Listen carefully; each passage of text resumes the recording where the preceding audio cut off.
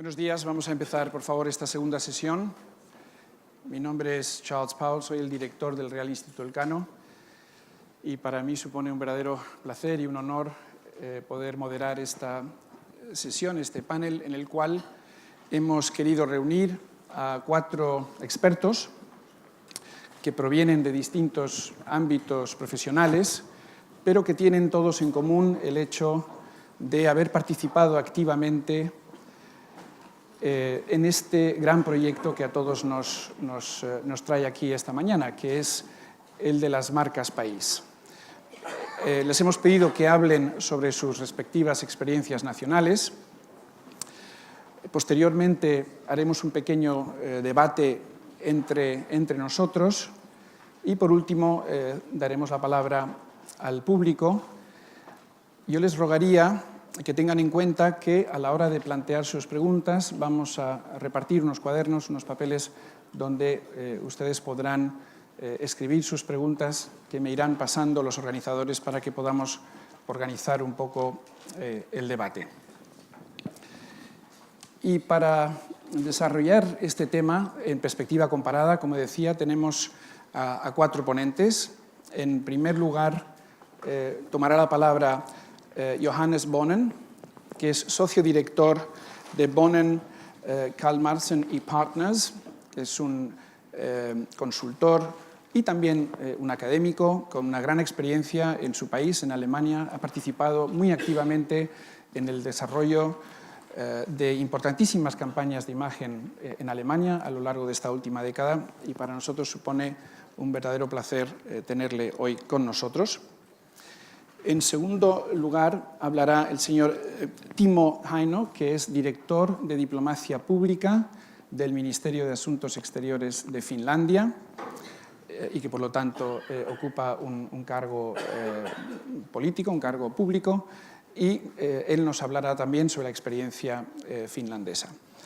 En tercer lugar, tenemos a la señora Danielle Thibault, que es la directora general de Invest in Canada, que nos expondrá también sus ideas desde la perspectiva canadiense y le agradezco muy especialmente que haya venido desde Canadá para participar en este debate.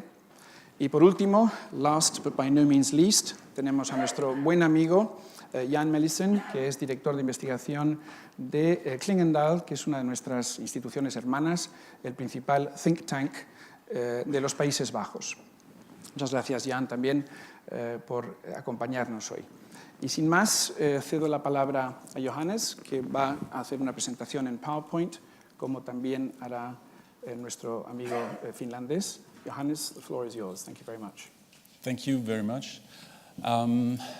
Good morning, High Commissioner, ladies and gentlemen. It's an honor to participate in this conference and to present the German case.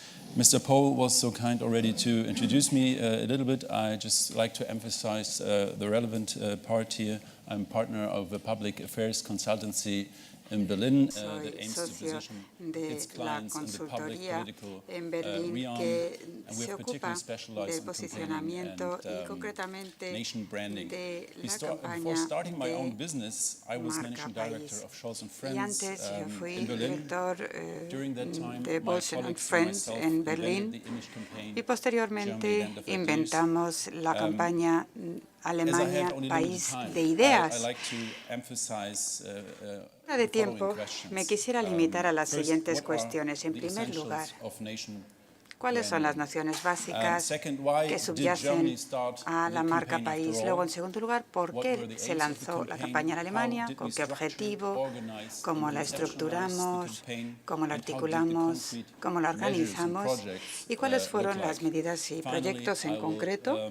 Y finalmente,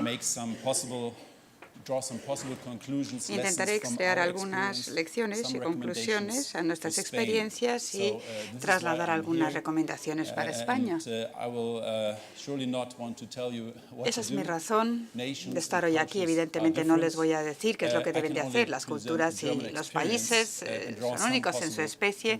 Yo lo único que puedo es presentarles el caso alemán y brindarles posibles conclusiones. Empecemos con las nociones básicas de la marca país. una marca fuerte es como una personalidad fascinante y fuerte. Y en el caso ideal debería de ser la correa de transmisión de los puntos fuertes, los valores básicos de un país. Luego, los factores de éxito incluyen ese factor de que una marca debe irradiar luz desde dentro. Es decir, si un país y su población asumen esta marca, se trasladará, irradiará esa fuerza de por sí. Está la identificación que hace que una marca sea sostenible. Las marcas de crear marca país tienen que ser convincentes dentro y fuera del país. Y lo que es especialmente importante es definir lo que aporta como factor diferencial un país al resto del mundo. Esto es algo que tiene que quedar enormemente claro.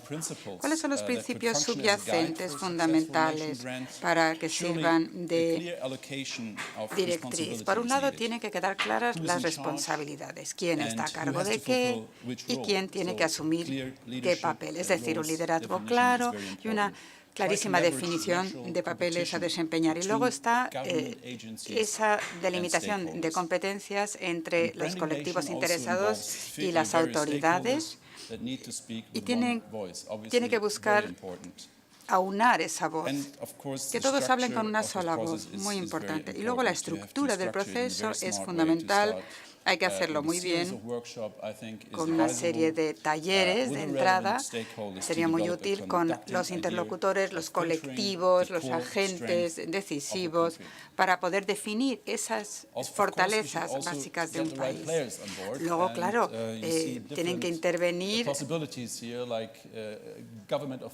distintos operadores y agentes, por ejemplo, representantes del gobierno, instituciones, ONGs, fundaciones políticas, el mundo académico. Y luego, en cuanto a los esfuerzos de comunicación, evidentemente hay que buscar esa mezcla adecuada de instrumentos, siempre en función de la dotación presupuestaria. Si tenemos poco dinero, pues habrá que centrarse mucho en esfuerzos de relaciones públicas en vez de embarcarse en gravosas campañas de publicidad. Y la verdad es que el que mucha barca poco aprieta, intentar bailarle el agua a todos no nos va a llevar a ninguna parte. Hay que concentrarse una marca con un solo mensaje, algo fundamental. ¿Y cómo podemos identificar esa marca fundamental? Coches, aguas, bebidas no alcohólicas, pero también hay otros factores que se pueden convertir en esa cadena de traslación. Por un lado, tiene que haber veracidad en esa relación. Tiene que corresponderse realmente con lo que uno es, esa marca. Luego tiene que ser un factor diferencial de cara a la competencia y tiene que ser auténtica. Es decir, tiene que ser un auténtico valor añadido. Para poder realizar ese proceso de generación de marca, recomendaría que utilicen un filtro de fortalezas. Digamos, ya he hablado de los criterios fundamentales, que tienen que ser auténtico, diferenciarse frente a la competencia, relevante para los grupos objetivos, pero luego hay condiciones previas para su identificación. Por ejemplo, realmente genera una identidad de puertas adentro y afuera. Es algo que inspire confianza y confía en sí mismo, pero no sea arrogante. Genera emoción, es intemporal, porque tiene que ser válido también de aquí a 10 años. En fin, la idea es recoger todas esas fortalezas, introducirlas en ese filtro, crear esa cadencia de pasos y al final destilar esa fortaleza fundamental, esa idea conductora que conforme y articule los esfuerzos de comunicación. Es decir, esa noción surge a partir de una concentración exclusiva en las fortalezas.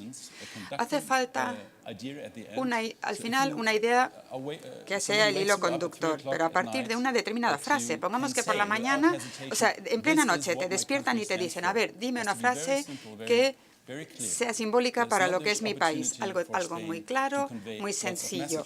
Porque, claro, uno no tiene ocasión de trasladar muchos distintos mensajes. Pasamos ahora a la marca Alemania. ¿Cómo funcionó este proyecto? En primer lugar, ¿por qué empezó Alemania a pensar en esta campaña de imagen? Pues en el 2005, cuando empezó esta idea, Alemania tenía una imagen un poco trasnochada. Y a largo plazo, Alemania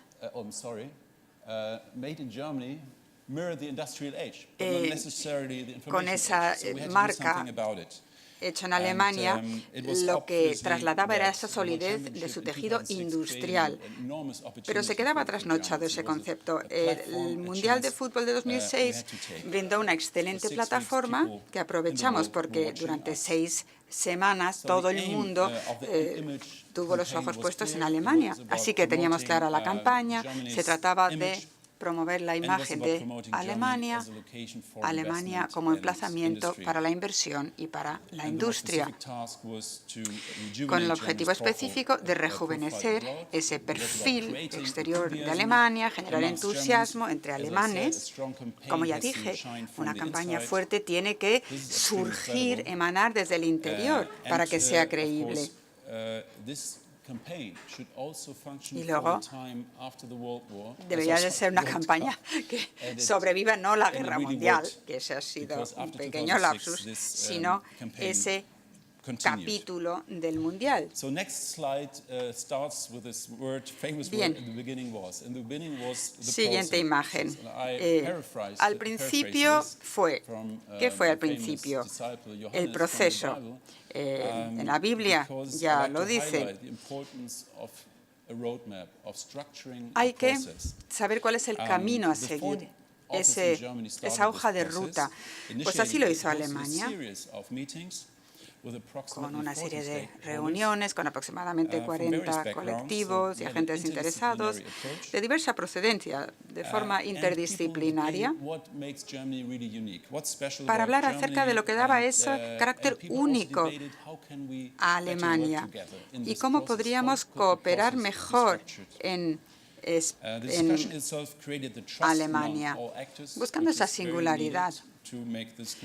Y hay que cerrar filas e ir todos en la misma dirección en ese esfuerzo mancomunado. Eso es fundamental. Insisto, es un esfuerzo de equipo, generar esa marca país.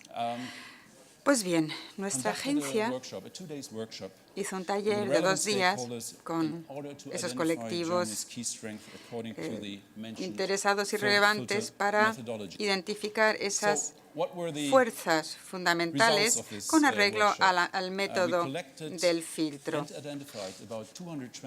Al final, identificamos unos 220 fortalezas alemanas, las cribamos con el filtro, creamos clústeres de fortalezas y estas serían las 4 fortalezas dimanantes de este proceso de filtrado.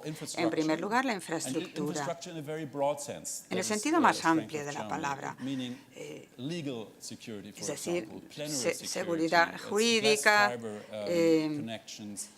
luego también el sustrato tecnológico, fibra óptica, el entramado de la vía férrea, etcétera, etcétera. Luego está la creatividad.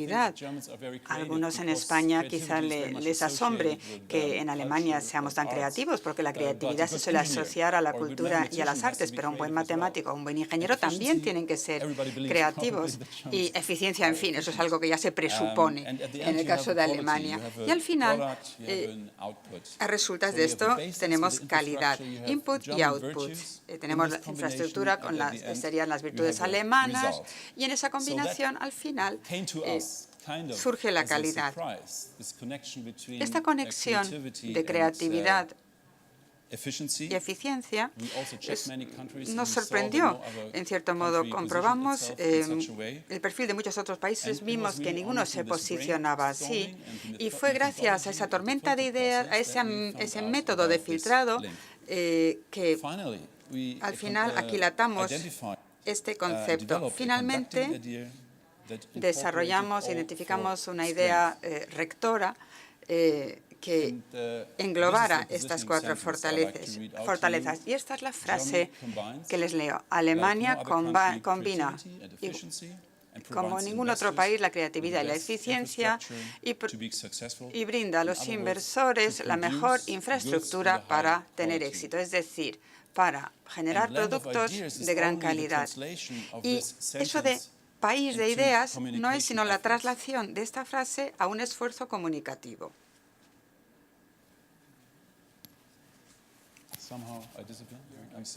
A veces se mutea el micrófono, lo siento.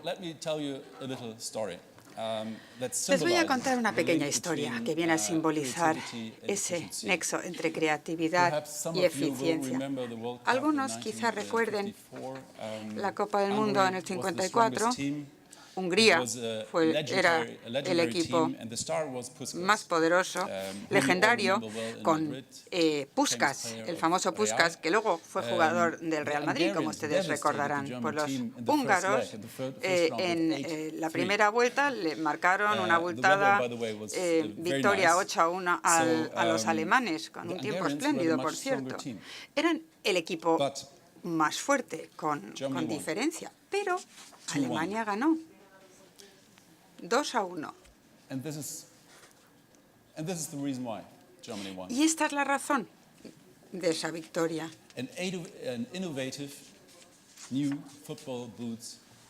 Unas nuevas botas de fútbol con tacos, en español, innovadora, que inventó Adi Dassler. Adidas. De Nuremberg. Y en la final, Alemania tuvo una enorme suerte porque en la final el tiempo fue horrible, caía chuzos de puntas y ahí estos tacos marcaron la diferencia. Ese fue el factor que nos permitió ganar. Y este es un excelente ejemplo. Combinación de eficiencia y creatividad que desemboca en innovación y, por ende, en éxito. Volvamos a la campaña. Alemania, país de ideas. Este es el logotipo, las flores. Ahora, en cuanto al proceso, estructura, organización, el Ministerio de Interior en Alemania, en representación del gobierno federal, fue decisivo, combinando sus esfuerzos con lo que sería el equivalente de la COE en España, el BDI en Alemania, con una financiación repartida al 50% entre ambos. Y lo que es importante es que ambas instituciones crearon una entidad de coordinación con su director gerente, digamos una especie de alto comisionado, con el formato de un partenariado público-privado. Y contaron con el apoyo del presidente de la RFA, que hizo de figura emblemática, luego el gobierno federal, Goethe Institut, el Instituto Goethe, y luego también agentes privados, como las grandes empresas, Adidas, BASF, Lufthansa, Deutsche Telekom, etc. A día de hoy, esta campaña sigue siendo una campaña de mucho éxito, plenamente aceptada en Alemania y reconocible claramente en el exterior. ¿Cuál es el aspecto de esta campaña? Les voy a dar cuenta de algunas actividades, algunas imágenes. En la campaña se trataba de mostrar grandes invenciones e innovaciones alemanas. En pósters de hasta 20 esculturas de hasta 20 metros, como podrán ver aquí ante la puerta de Brandenburgo, la ópera, etcétera, etcétera. Es decir, estructuras que no solo captaran la atención de los turistas, sino de todo el mundo, que invitaran a captarse con fotos que luego se trasladaran al resto del mundo. Y la idea era que hubiera una especie de itinerario de las ideas, pasando de la bota de fútbol, como pueden ver a la izquierda, cerca de la estación de ferrocarril, hasta el coche delante de la puerta de Brandenburgo. Un itinerario. Luego, Mostramos lugares especialmente innovadores, empresas, iniciativas, ONGs, que entonces, como hoy, pudieran hacer de hitos en este país de las ideas. Hubo un concurso, Deutsche Bank es la mecenas de esta campaña de 365 hitos cada año, que además de mucho interés despierta también un seguimiento en la prensa, en los medios de comunicación. Intentamos atraer inversiones extranjeras, cooperando con la modelo alemana, Claudia Schiffer, que aquí la ven ustedes. Hubo toda una serie de actividades y proyectos que por razones de tiempo no les puedo desgranar aquí, pero son ejemplos que intentan resaltar ese poderío innovador alemán. Recordarán ustedes que Alemania no ganó la Copa del Mundo, pero sí conquistó el corazón de mucha gente en casa y en el exterior. Pues como tenemos invitados del extranjero, aprovecho para apuntar que esta fue la primera ocasión en la que los alemanes aprendieron a relajarse en cuanto a su esencia nacional. Abrazaron también ese pabellón nacional, los colores nacionales, porque la idea era relájense, hay que disfrutar, hay que pasarlo bien. Era en cierto modo una vuelta a la normalidad, puso fin a esa cultura de inhibición nacional que se había ejercido en Alemania desde el 45. Bien, ahora pasamos a España.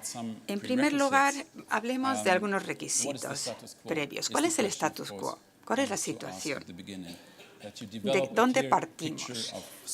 Hay que desarrollar una imagen clara, una instantánea de lo que es España en la actualidad, cuál es su percepción. Creo que usted ya lo explicó antes, en España y fuera de España. ¿Cómo se nos percibe? Hay una diferencia entre ambas percepciones. Hay que hacer un mapeo, hay que contar con todos, con las autoridades gubernamentales, toda una serie de actores y colectivos. Y se preguntarán ustedes por qué las grandes empresas deberían de apoyar o pueden apoyar España. ¿Cómo se puede crear esa situación en la que todos ganen, una situación win-win? Tiene que haber un claro liderazgo. Tiene que haber un sentimiento de equipo, espíritu de equipo. Hay que concentrarse en la campaña y ser, digamos, desinteresados, no tener estrechez de miras. La marca país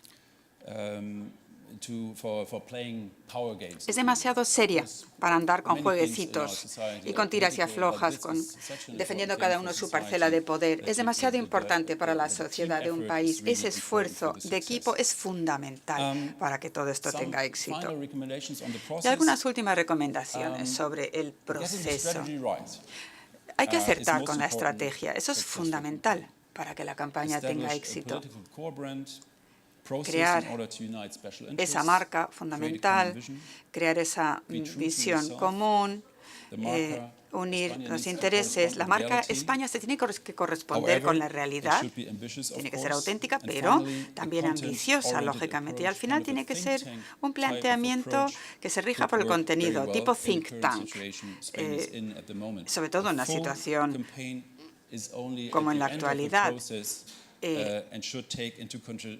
Todo esto es un proceso que debe tener en cuenta la situación política y económica en la que está España en la actualidad. Embarcarse, por ejemplo, en algo enormemente costoso, abigarrado, muy amplio, estridente quizá, podría lanzar el mensaje equivocado a los vecinos. Hay que ser flexible, hay que ser sabio.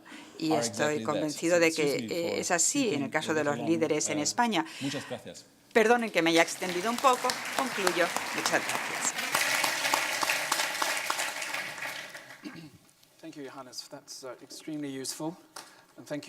Gracias. Ha sido muy, muy útil. Gracias por hablar de procedimientos y también del fondo de la cuestión. Pasamos la palabra ahora a Timo, que nos va a hablar de la experiencia en Finlandia. Gracias.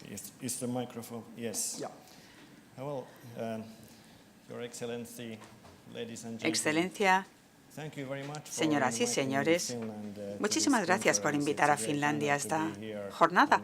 Es enormemente interesante estar con ustedes y poder brindarles nuestra experiencia desde el punto de vista de la marca país. Me llamo Timo Heino, jefe de la diplomacia pública del Ministerio de Asuntos Exteriores de mi país, encargado de coordinar la diplomacia pública, es decir, embajadas, y hacemos las veces también de coordinadores en todo el proceso de generación de imagen, en el que llevamos ya embarcados desde hace más de 4 años.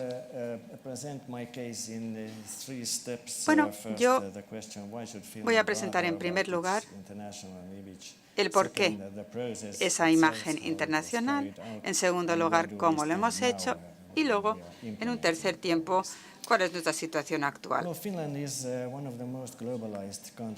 Somos uno de los países más globalizados, país enormemente abierto.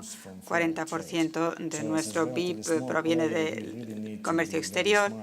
Y como somos un país relativamente pequeño, tenemos que avivar el ingenio y jugar bien nuestras cartas. Y la reputación es fundamental. Siempre lo hemos sabido a todos los niveles de toma de decisiones. Para nuestro país, todas las cuestiones referidas a lo económico, lo político, el turismo, cultural y cualquier otro ámbito. Tenemos una larga trayectoria en la promoción de nuestro país, intentando aprovechar todas las fortalezas mediáticas, culturales, e intentamos entender las ideas modernas inherentes a la diplomacia moderna y aprovecharlas. Hace un par de años, sin embargo, nos dimos cuenta de que carecíamos de una marca país, una estrategia completa y amplia para la marca país, y tampoco acabábamos de entender qué había de nuestra imagen. Y cuando le echamos un vistazo, nos dijeron los investigadores: la imagen para el mundo no está muy clara y tampoco es muy unívoca. Parece ser que todavía tenemos la imagen de un país bastante pacífico, enormemente frío, allí en el norte.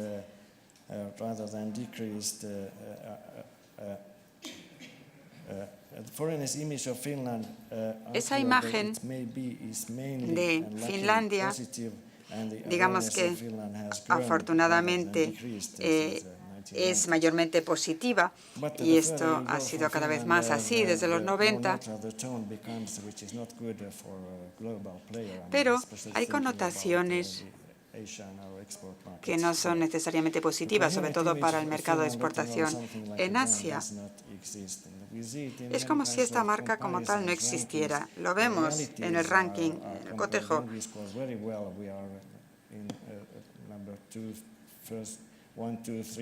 Salimos muy bien parados cuando se trata de lo industrial. Estamos entre los primeros 5, pero cuando se habla de imagen propiamente dicho, no estamos ni siquiera entre los primeros 10.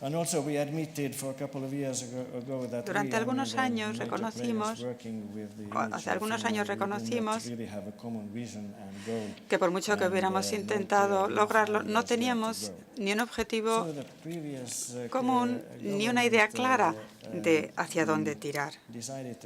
Razón por la cual se optó por poner en marcha un proceso de construcción de marca país con una delegación presidida por el consejero delegado de Nokia, el señor Ojeland, y los miembros representaban un amplio abanico de todos los sectores de la sociedad, del mundo académico, empresarial, deporte,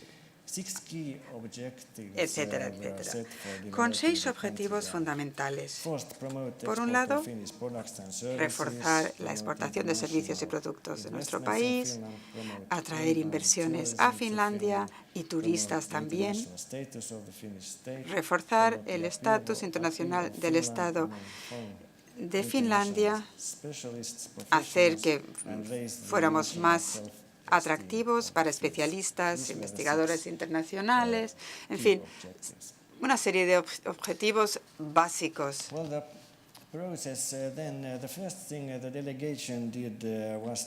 Lo primero que hizo la delegación fue intentar entender este fenómeno marca país y se dieron cuenta de que exige un esfuerzo muy distinto de la marca de un bien o de un servicio. Es más complejo el comportamiento de lo que es un país en esa interlocución entre la sociedad, tejido empresarial, estamentos administrativos. Es mucho más complicado de lo que sería una campaña en una empresa.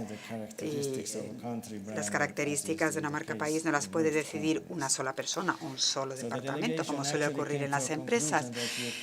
La delegación concluyó que no se puede crear una marca de un país, pero sí se puede definir un objetivo de imagen y encauzar todos los esfuerzos en una misma dirección y a largo plazo. Por cierto, que este tema no está exento a la controversia y les explicaré por qué, pero lo bueno de ese esfuerzo de marca país es que hubo gran visibilidad, todo el mundo intervino, lo cual ya de por sí fue positivo. Asimismo, se dieron cuenta de que los finlandeses son los más expertos cuando se trata de su propio país. El trabajo de 2 años pasó por una serie de conferencias, jornadas, conferencias de Internet, programas en televisión que se organizaron para lograr esa plataforma amplia de debate en todo el país. En la segunda fase, la delegación identificó lo que es la esencia de la identidad moderna del finlandés, fortalezas, debilidades, intentando identificar también la esencia de ese futuro éxito y cómo poder hacerlo realidad. Luego, la parte más difícil fue concretar las ideas principales en un plan coherente para permitir esa visibilidad finlandesa, su sociedad, su cultura, el mundo empresarial. ¿Cómo podría identificarse esos factores transversales que dieran esa imagen de forma eficaz en el exterior? Aquí se llegó a una decisión, a saber que hubiera propuestas concretas sobre actuaciones referidas a toda la sociedad finlandesa a nivel doméstico, nada de cortoplacismo. Y luego también se decidió que había que ser realista y que había que ajustarse a lo que había realmente en Finlandia y en la sociedad finlandesa. El resultado fue ese enfoque de resolución de problemas, factor fundamental de la identidad finlandesa. Y el informe llevó el título Misión para Finlandia, Mission for Finland, concentrándonos en los resultados, con economía, política, cultura, medio ambiente, sociedad, etc. Ese planteamiento que busca la resolución de problemas conecta el proceso de generación de marca con la realidad de los finlandeses y del mundo en general. Evidentemente somos enormemente realistas y muy humildes. Sabemos que es un país que no es perfecto y que no podemos pretender resolverlo todo. No era esa la idea. Optamos por concentrarnos en nuestras fortalezas e intentar brindar nuestro apoyo a quien quiera resolver esas cuestiones en el resto del mundo. Así que nos concentramos en lo siguiente. Primero, funcionalidad. Nosotros somos prácticos, pero también creativos, y damos esa clara distinción a nuestra cultura. El diseño, los productos y los servicios finlandeses, las actividades en la sociedad son enormemente prácticas. La funcionalidad sería entonces el primer eje. Luego,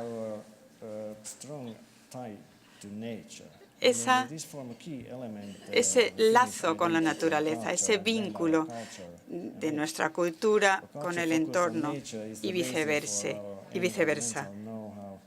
Conocimiento medioambiental, por ejemplo, la gestión de recursos hídricos. Luego, tercer eje, la educación. En muchas comparaciones internacionales hemos visto que Finlandia lidera esta calidad, que es uno de los sustratos fundamentales del éxito de nuestra sociedad. La igualdad es la base del éxito en Finlandia. Tenemos excelentes escuelas y profesores en Finlandia y esperemos que por ende también excelentes pupilos. Propuestas de actuación basándonos en esa propuesta de partir de actuaciones muy concretas y resolución de problemas nacionales y globales. 3 niveles, el global, o sea,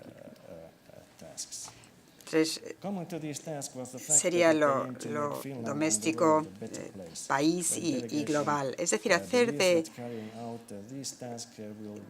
Finlandia un mejor lugar, trasladar más y mejor la imagen finlandesa y demostrar que somos un país que sabe resolver bien sus problemas. Bien, tercera parte de mi presentación, puesta en práctica. Este informe avanza por 2 cauces, el interno y el externo. A efecto interno, queríamos desarrollar nuestra sociedad según lo que denota el informe que les he presentado, amén de otras estrategias nacionales. Y luego está la vertiente internacional, promocionar nuestra imagen de puertas afuera, con esa identidad de marca que ya tenemos articulada. Tenemos un nuevo gobierno que tiene un nuevo programa, que es el Plan de Acción sobre las Relaciones Económicas Exteriores de Finlandia, imbricado ahora en el Plan de Acción que les había relatado antes, de manera que se ha imbricado, se ha ensamblado con la idea de reforzar el empleo en Finlandia y la internacionalización de las pymes, sobre todo. Como ya se dijo, no se trata de fomentar la exportación, sino una operación a mayor escala de generación de la marca, todo ello incardinado en estos esfuerzos con un programa muy amplio.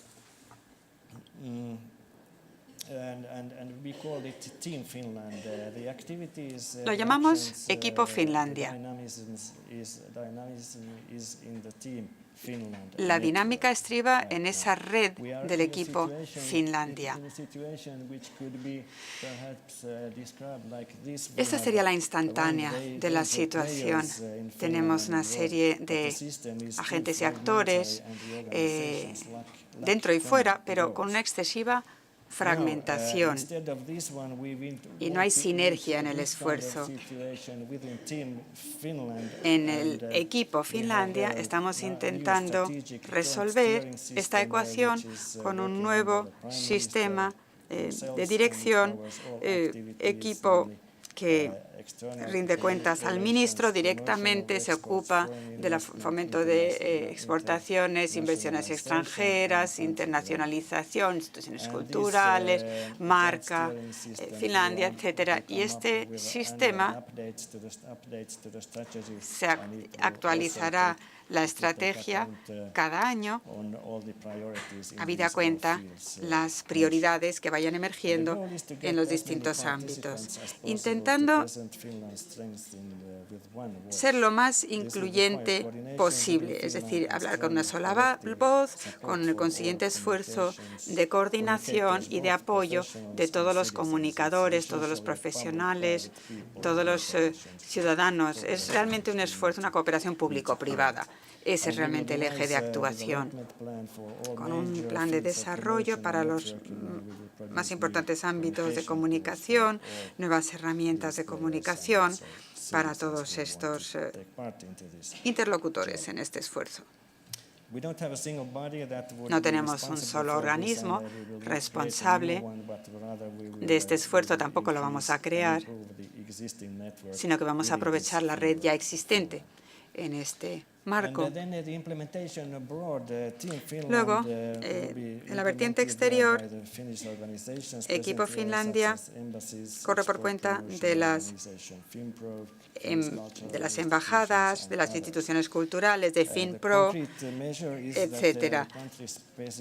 La idea es que esos planes específicos se hagan combinando el fomento de las exportaciones, la marca país, y contamos ya con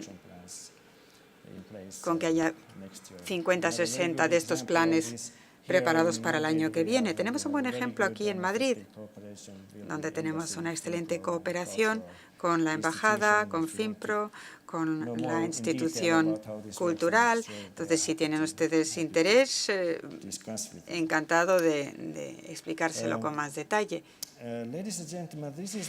Señoras y señores, esta es la situación. De momento, estamos preparando estos mecanismos necesarios para que tengamos ese equipo Finlandia que funcione bien. Sería prematuro darles cuenta de los primeros resultados. Ya se ha creado ese esfuerzo de marca y se han logrado los cauces necesarios para ese esfuerzo mancomunado de diplomacia, también cara al exterior. Esta sería nuestra visión. Sabemos perfectamente que es un esfuerzo de largo recorrido y que todavía estamos en los inicios de este esfuerzo. Concluyo ya. Muchísimas gracias por su atención. Thank you very much, Timo. That was a very interesting contrast between a country which has a rather strong image and Gracias por esa presentación sobre un país que tiene una imagen, por estas dos presentaciones, una con una imagen tan fuerte y otra con una imagen a lo mejor menos definida. Ha sido muy interesante. Ahora paso la palabra a Daniel Thibault. Aquí en Canadá vivimos a la sombra de Estados Unidos, así que aparte de estar lejos de Europa, tenemos ese otro desafío. ¿Me oyen todos bien? Mi papel es la de funcionaria gubernamental. Entonces, estoy activamente trabajando en la reputación de Canadá para atraer inversiones extranjeras. Soy la encargada de una organización llamada Invertir en Canadá. Y sé que hay 143 organizaciones así en todo el mundo, incluida España. Entonces tenemos mucha competencia, hay mucha información ahí también fuera. Y somos parte del Ministerio de Asuntos Exteriores y Comercio de Canadá. Así que voy a hablar del concepto de marca nación, marca país y sobre todo de la práctica y cómo ponerla en práctica y cómo se nos mide según los resultados que obtenemos en nuestro trabajo. Muchas gracias a los organizadores de este seminario por invitarme. Tengo ilusión por oír otras visiones sobre la marca país. Es un tema muy complejo porque hay distintas definiciones de la marca país y distintas perspectivas y puede ser muy controvertido por eso mismo. También es muy importante porque tiene un impacto directo en la economía de un país, como sabemos. Y también es controvertido porque creo que una imagen nacional no puede ser controlada o manipulada por agencias de marketing.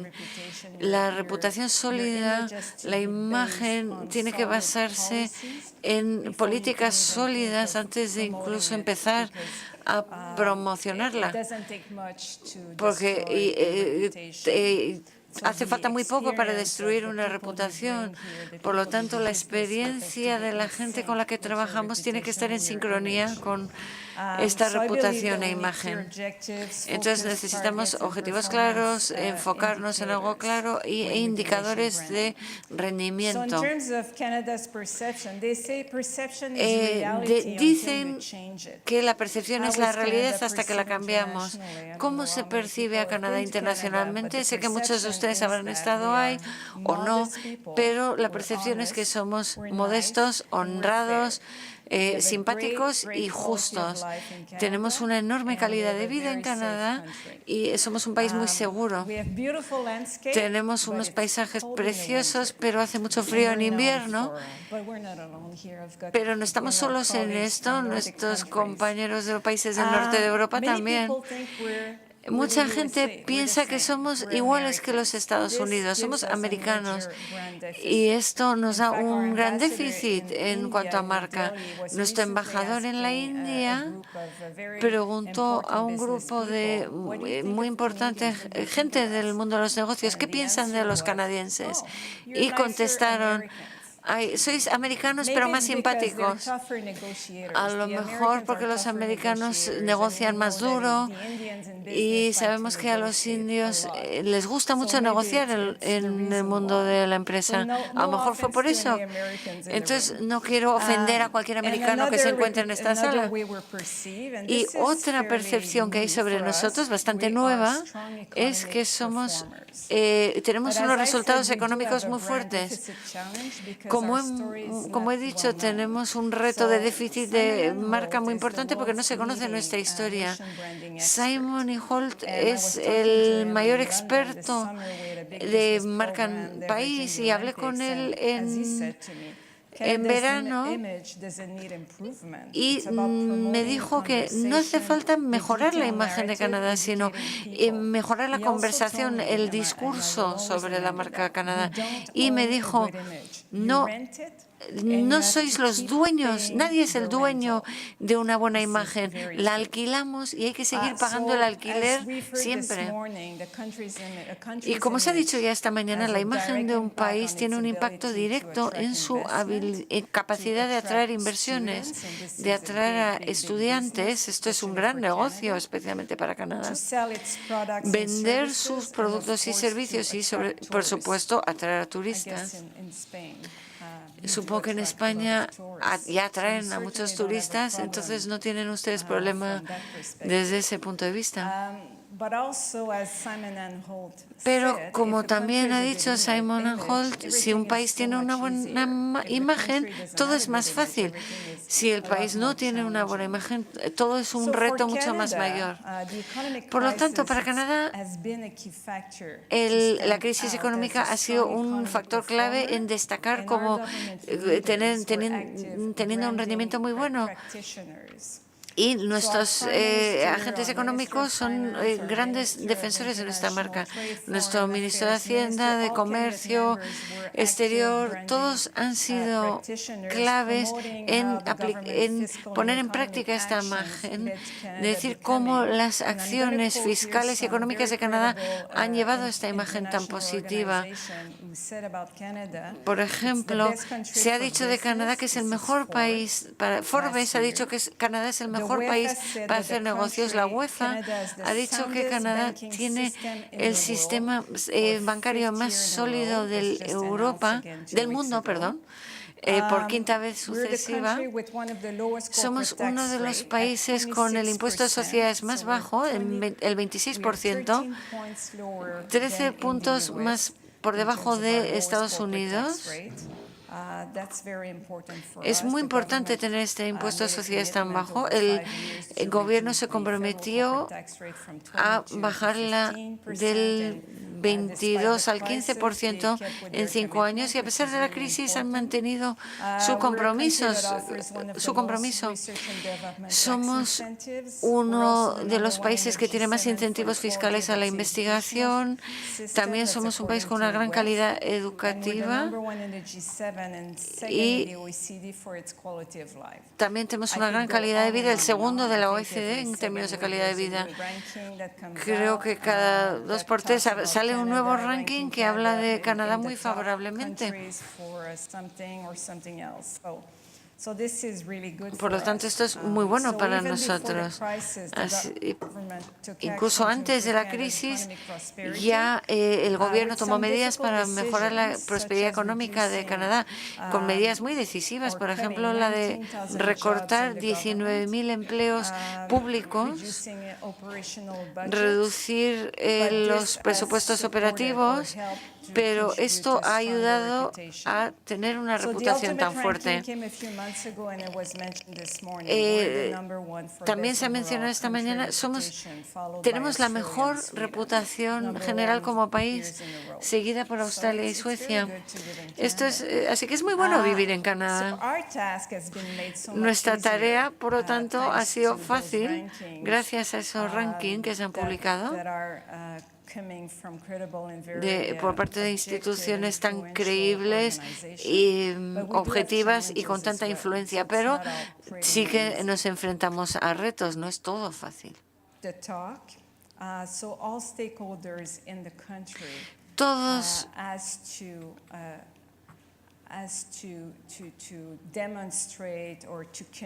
todo el mundo en el país estamos comprometidos en continuar y asegurar que el mundo de los negocios, que la experiencia turística, que los turistas tengan una experiencia muy positiva en el país. Hay mucha gente interesada en el país en que funcione esto, igual que en España, que en Gran Bretaña, que en todos los países.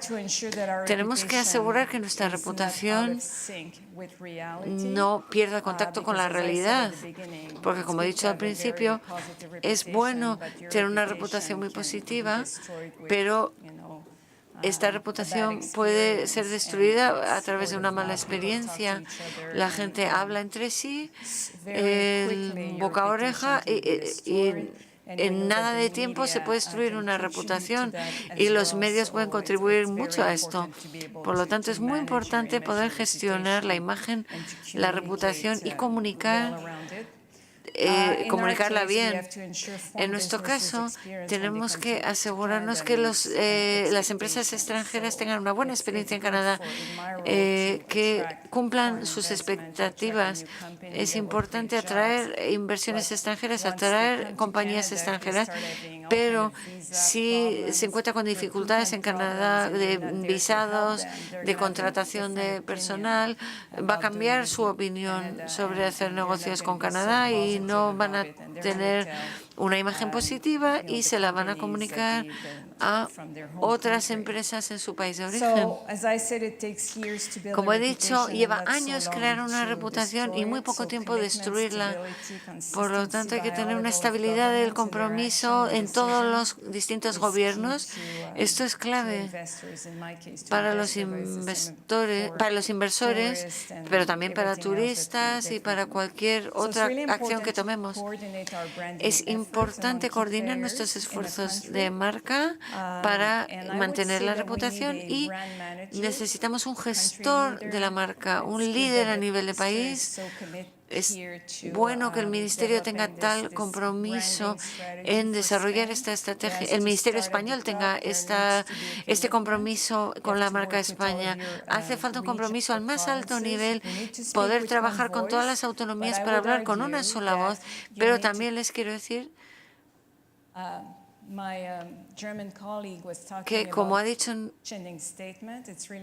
hace falta tener una declaración inicial que se refleje en las distintas líneas, atraer a turistas, atraer a negocios, inversiones. No son el mismo público objetivo, sino que hay que tener en cuenta bien quién es el público al que se dirige cada esfuerzo. También quiero mencionar que se han hecho muchos estudios para crear indicadores y he visto uno de Australia, que la Comisión de Gobierno de Australia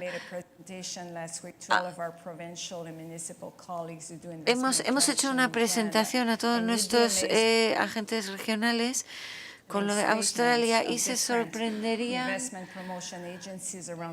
que lo similares que son las distintas agencias de promoción de la marca en todo el mundo y se refleja que los distintos instrumentos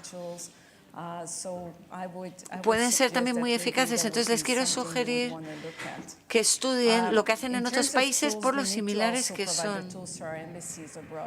También queremos hacer instrumentos para que los usen las embajadas. Tenemos distintos diplomáticos que promueven la marca y tienen que tener los instrumentos adecuados, que transmitan los mensajes adecuados para hacerlo de una manera muy oportuna, porque los embajadores de cada país, la gente de cada país en el extranjero son parte de la imagen y de la reputación de un país en el extranjero. He mencionado antes los aeropuertos. Es tan importante que cuando aterriza en un país, si aterriza en un aeropuerto muy moderno y eficiente, nosotros en Canadá hemos privatizado todos nuestros aeropuertos. Y entonces es muy importante porque proyecta esa primera imagen de un visitante al país, la primera experiencia de alguien en su país. Entonces, por ejemplo, en Estados Unidos, algunos de los aeropuertos necesitan una modernización porque creo que es parte de la marca de un país. En términos de la coherencia y de trabajar con distintas personas interesadas, les voy a contar una anécdota.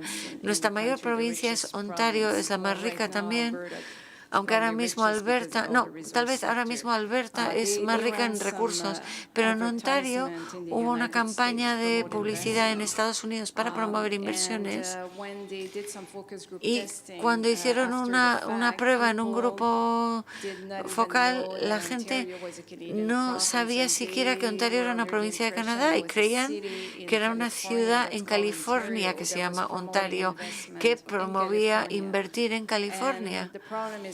Y el problema es que Ontario se centraba tanto en su provincia solo, la palabra Canadá era tan pequeña que la gente no la percibía. Entonces es muy importante coordinarse bien porque creo que fue un dinero que no se gastó bien. Y también en términos de atraer inversores, algunos de los estudios han revelado que la publicidad no siempre es la manera más eficaz de atraer inversiones. Evidentemente Obviamente esto es distinto en el caso del turismo. Por lo tanto, la eficacia de los instrumentos es muy importante y hay que poderlas medir bien. Y para concluir, en cuanto a Canadá, el reto no es construir una reputación, sino de gestionarla adecuada y eficazmente para el largo plazo, la sostenibilidad, para tener una influencia cultural, económica y política. También en mi ministerio actualmente estamos estudiando una estrategia de marca para distintas líneas de negocio. Hemos hecho hasta ahora para inversiones, para atraer inversiones extranjeras, pero creo que también necesitamos trabajar de una manera más coordinada con nuestra Comisión de Turismo, con los responsables de promoción del comercio, de atraer a estudiantes extranjeros para tener una sola marca, una posición clara, pero entendiendo que subyacen distintas estrategias para cada línea de negocio y para cada mercado objetivo, porque no puedes usar la misma marca en China que en América del Norte. Por lo tanto, esto es muy importante también y ahora estamos explorando una nueva estrategia de marca para todas las líneas de negocio en Canadá y la estamos estudiando dentro de nuestro ministerio. Y esto, en resumen, es una visión general de lo que estamos haciendo.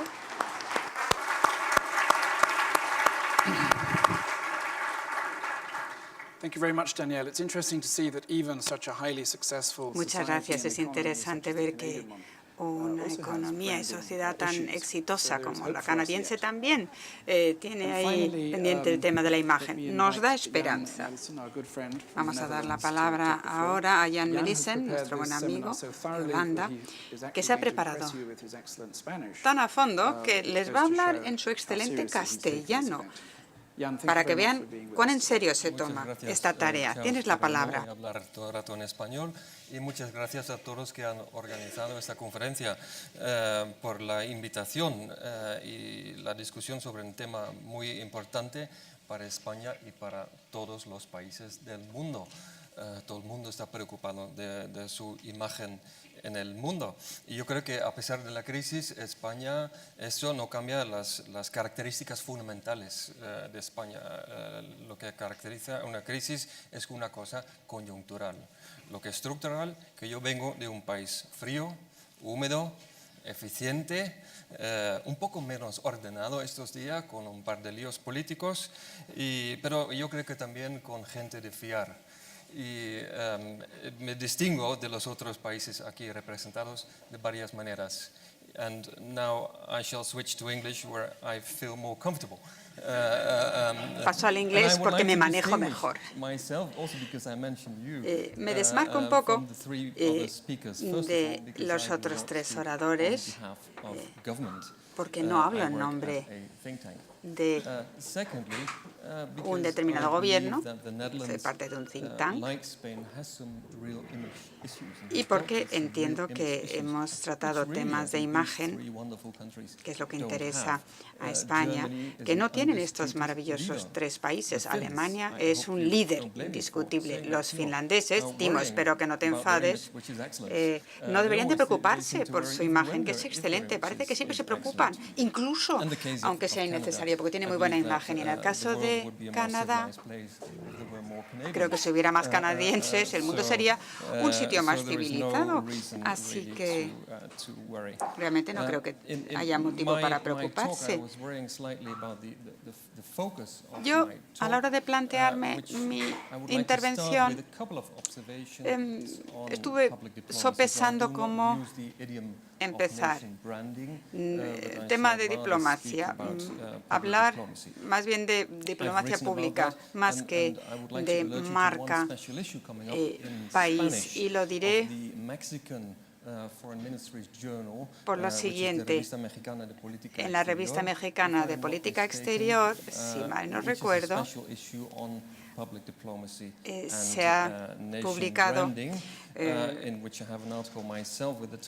un artículo mío del auge de la diplomacia pública, aunque va acompañado de otros artículos muchísimo mejores sobre este tema. Diplomacia pública. Bien, antes de pasar por una serie de acotaciones personales de lo que he aprendido en materia de diplomacia pública, mi país decir que la diplomacia pública está trastocando completamente la diplomacia, cambiando el orden de los factores. Incide en la diplomacia en su sentido más amplio y el modo de entender la diplomacia pública pasa por transformar la diplomacia en sí misma. Y trastoca uno de los pilares, que es el respeto soberano ante otras naciones y la obligación de no interferencia, no ingerir en las cuestiones domésticas de otros países. Pues con la diplomacia pública se introduce el imperativo de tener que interferir en los debates públicos en otros países. Bien. Y lo que muestra la diplomacia pública, como dijo el señor Espinosa, es el tema de la autoimagen. Es lo que se le enseña a la diplomacia.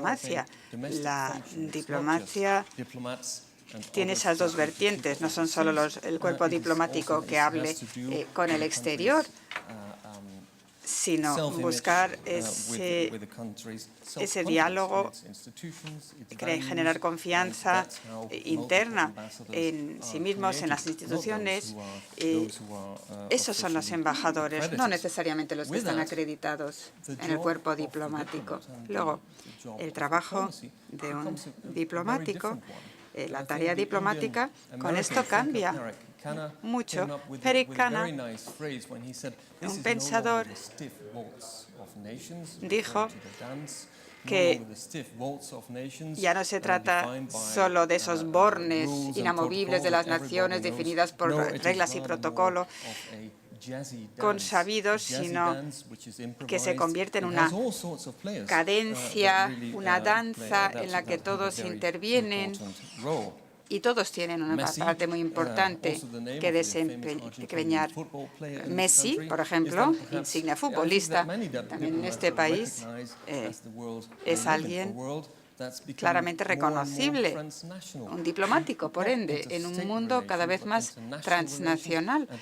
Relaciones transnacionales, no interestatales necesariamente.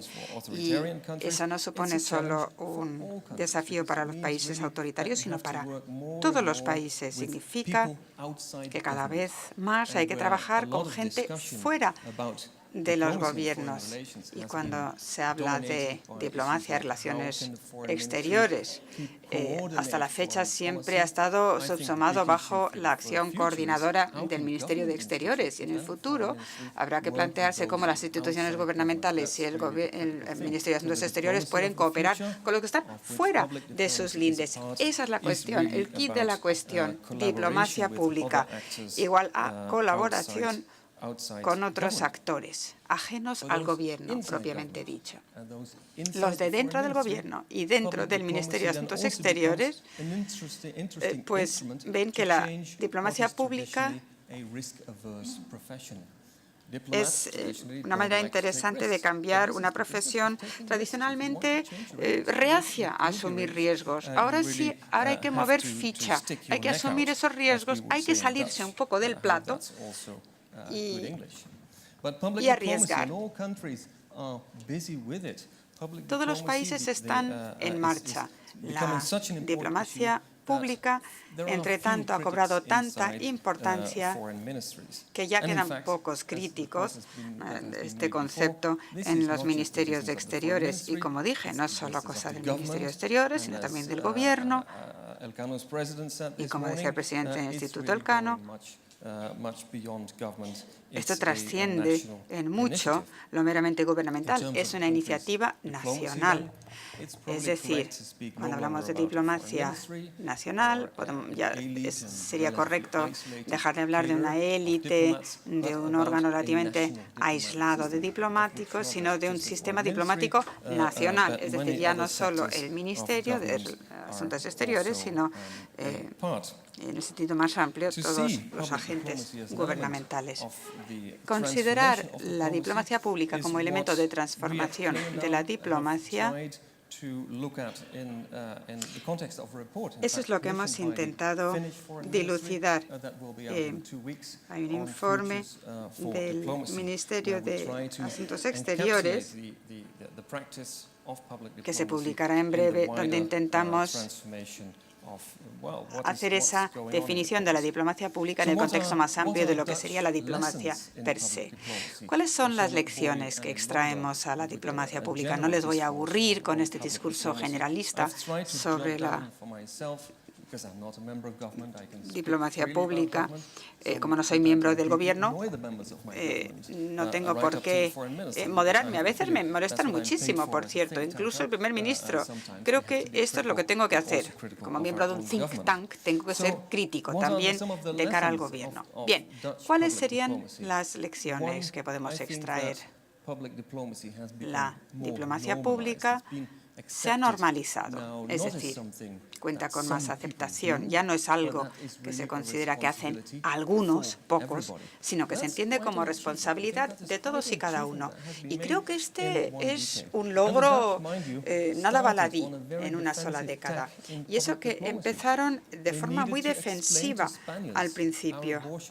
Había que explicar a los españoles el tema del aborto, a los alemanes el tema de la eutanasia y a los americanos el por qué los gays pueden casarse en los Países Bajos, pongamos. Pero esa fue la vía, la primera andadura de la diplomacia pública a la defensiva. Luego llegó la crisis en la primera década del siglo XXI, esa crisis de imagen, porque uno tiende a recordar lo bueno, fue ese no a la Constitución Europea, esa mayor xenofobia, especialmente la intolerancia cara a los musulmanes, luego Theo van Gogh asesinado, todas esas convulsiones en el mundo islámico que generaron estos acontecimientos. Es decir, los Países Bajos estuvieron a la defensiva y en esa primera década del siglo XXI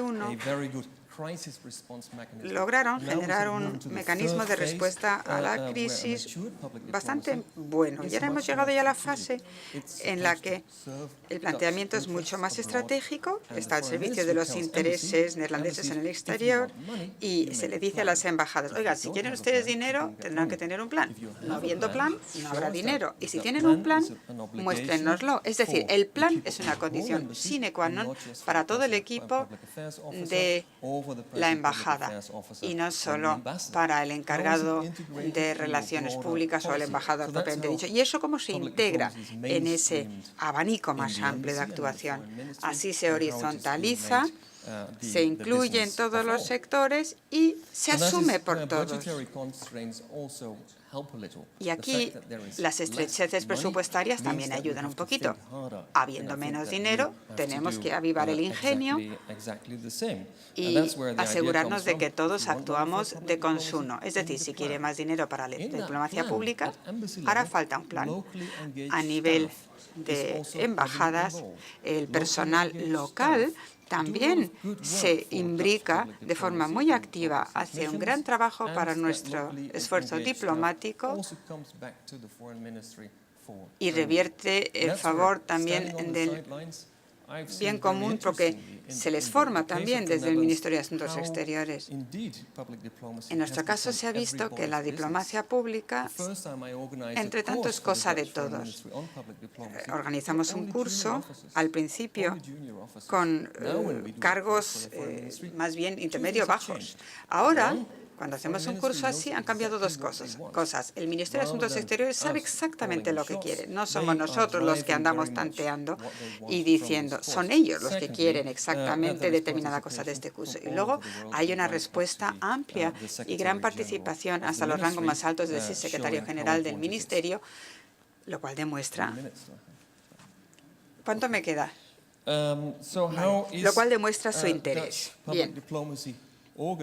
¿Cómo se organiza la diplomacia pública neerlandesa en todo el mundo? Los neerlandeses tenemos el problema de que todo nuestro país pasa por el consenso. Y al haber consenso no podemos optar por determinadas opciones. A diferencia de los canadienses o los escandinavos, nosotros nos concentramos en determinados países. Al final extrajimos una lista de 11 países prioritarios, pero esto ha cambiado. Y ahora se trata de 36 países que viene a reflejar ese esfuerzo de diplomacia pública en muchos lugares, por una serie de razones. Pueden ser vínculos históricos, puede ser una relación comercial pujante, a lo mejor especial interés en el Tribunal Penal Internacional, que saben ustedes está situado en La Haya. Puede que sea también por ser países que están en el G20, como España, por ejemplo, cosa que no nos ocurre a nosotros, posibilidades de influencia, y luego también cuestiones políticas generales como Oriente Medio. Desde el punto de vista global, la diplomacia pública se ha centrado en determinados pivotes neurálgicos. Cuando en su día empecé a trabajar en el tema, en el Ministerio de Asuntos Exteriores, me di cuenta de que las embajadas no mantenían una interlocución, se comunicaban muy poco. Eso ahora ha cambiado. En Washington, en Pekín y en El Cairo hay ahora estos centros que se ocupan de aquilatarlo a nivel regional. Luego, otra cosa que ha cambiado, la diplomacia pública no debería de ser la historia de solo de uno, monotemática, porque no interesa necesariamente a los demás, y a lo mejor hay otros 100 que hacen lo mismo. Quizá merezca más considerar cómo puedo generar interés, acompasarme al interés de mi interlocutor. ¿Qué es lo que puedo aportar para despertar ese interés en ese diálogo internacional? Por eso hemos optado por determinadas narrativas acerca de quiénes somos, país con una historia, con una conciencia histórica relativamente débil, pero conscientes en varios sentidos. Y los del Ministerio de Asuntos Exteriores saben que está, por ejemplo, la gestión del agua, no sorprenderá a nadie, está la agricultura, igual que España decimos que somos líderes mundiales. No sé quién es el líder al final, pero bueno, como los diplomáticos de ambos lados dicen lo mismo, ahí queda dicho. Luego, ayuda al desarrollo, distinta también la ciudadanía, la buena ciudadanía, los valores de Estado de Derecho, seguridad, paz, todo esto también ante el trasfondo del TPI en La Haya. Es decir, La Haya como capital de lo jurídico internacional. Es decir, una mayor estrategia, herramienta estratégica, y quienes representan a los Países Bajos tienen que generar planes, tienen que articular y justificar esa diplomacia pública y demostrar que funciona. La crisis nos ha enseñado muchas cosas, la crisis de imagen de la primera década de este siglo, sobre todo, y la diplomacia pública, como decía, ya se ha normalizado. Ha metido, digamos, la siguiente marcha. Y ahora ya saben muy bien qué es lo que están haciendo y lo que tienen que hacer. Y eso que yo puedo decir porque estoy fuera. Gracias. Thank you very much, Jan. Gracias, Jan. Jan es muy humilde y modesto académico, como es característico de un holandés, supongo. Y no ha mencionado cuando se presentó que es una figura puntera en el mundo académico respecto al concepto de diplomacia pública. Fue uno de los pioneros de la diplomacia pública. Y has hecho dos observaciones que me han parecido particularmente útiles. Primero, la idea de que los países tienen que intentar conectar con los intereses de otros y no solo presumir sobre sus propias virtudes. Y también la idea de que cómo el Ministerio de Asuntos Exteriores debe funcionar. Y estoy segura que nuestros colegas diplomáticos españoles habrán tomado buena nota.